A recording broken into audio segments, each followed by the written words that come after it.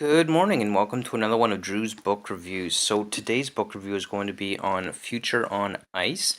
This is an anthology edited by Orson Scott Card, so it is meant to be a collection of some of the best science fiction short stories of the 1980s.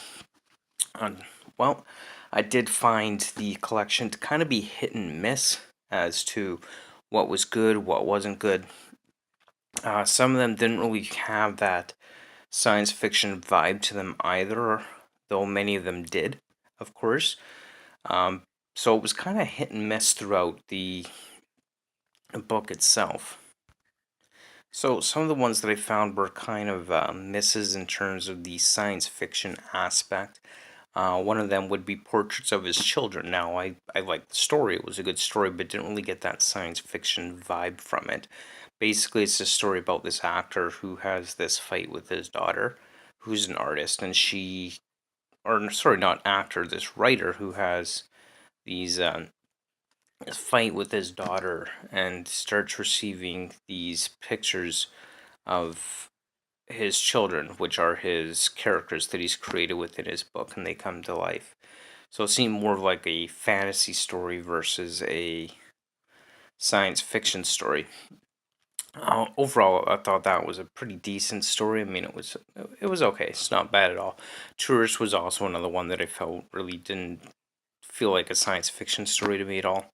It's basically a guy gets lost in some country and he doesn't even know where he is because he's just that rich. He could travel so much that he doesn't really need to pay attention to where he's going, but he ends up getting lost as a tourist in some other country, which was kind of weird. And Press Enter definitely is more of a story about computer and computer programming.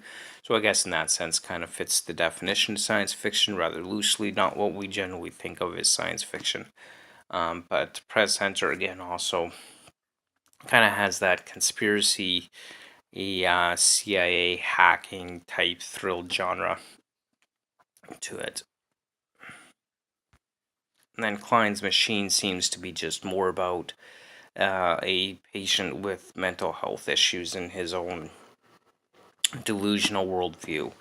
So, while again, some good stories, not really feeling that they were necessarily a science fiction fit for the book, just an example of some of them. In terms of what were some of my favorite stories from this book, well, I have to say, the first and last one were actually really good. Robot Dreams, way too short.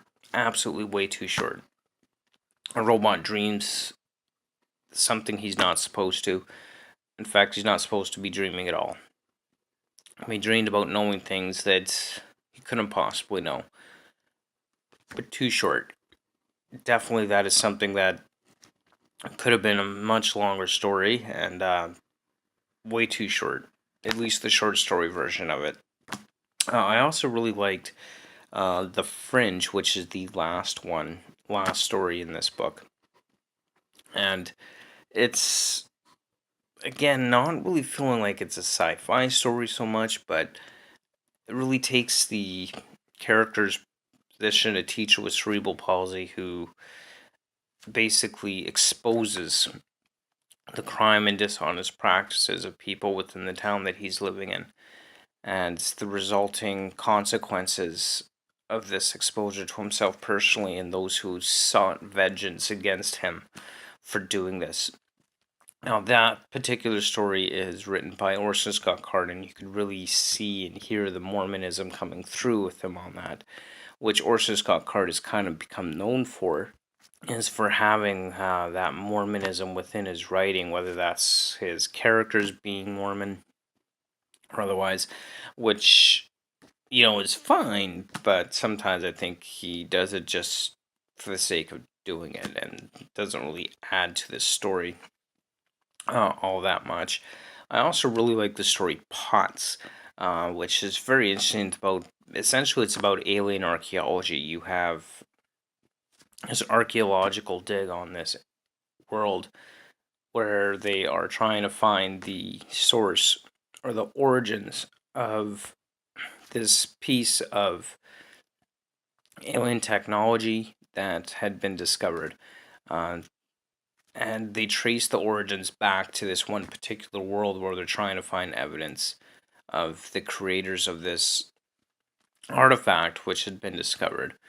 That is a really interesting read, 'cause it kind of builds up how a religion had been built around this artifact upon its discovery.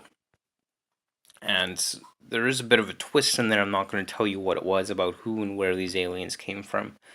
But definitely that is a really good one. I really liked Potts. And then Out of All Them Bright Stars kind of deals with concepts of racism against certain people or individuals, and kind of puts that into that science fiction and aliens versus us them setting. So that's an interesting one as well. I have to say, really, overall, I really enjoyed this. These anthologies can be certainly interesting. The stories within them can certainly be hit and miss, depending on as the writer. But overall, I enjoyed this book. Now, I haven't touched on all the stories within this book, but definitely, I think it's worth picking up, especially if you're someone who likes the anthology style books where it's a collection of short stories. Which, well, I mean, I go either way. I mean, I enjoy my short stories collections. This would be the second anthology I read. I also enjoy, of course, standard novel length books. But yeah, I mean, definitely, if you like that kind of book, like the short story, this is definitely something that is worth doing. So again, Orson Scott Card, Future on Ice, edited by Orson Scott Card. Hit and miss, so check it out. See how you like it. I know I certainly did, and definitely would recommend that to anyone, for some of the stories at least. But anyway, that is my review of Future on Ice. And of course, don't forget to stay tuned, because up next we're going to be reading Dan Brown's Inferno. So look forward to getting on that. I've read Dan Brown before. His stuff is just amazing. So I'm really looking forward to getting to this book. I'm sure it will be just as exciting as his other books, such as the Da Vinci Code. Again, thanks for watching. Thanks for tuning in. Don't forget to comment, like, subscribe. And in the description, I will include links to my Facebook page and Twitter feed. So thank you so much for watching, and I hope you have yourself a wonderful day. Thanks for tuning in.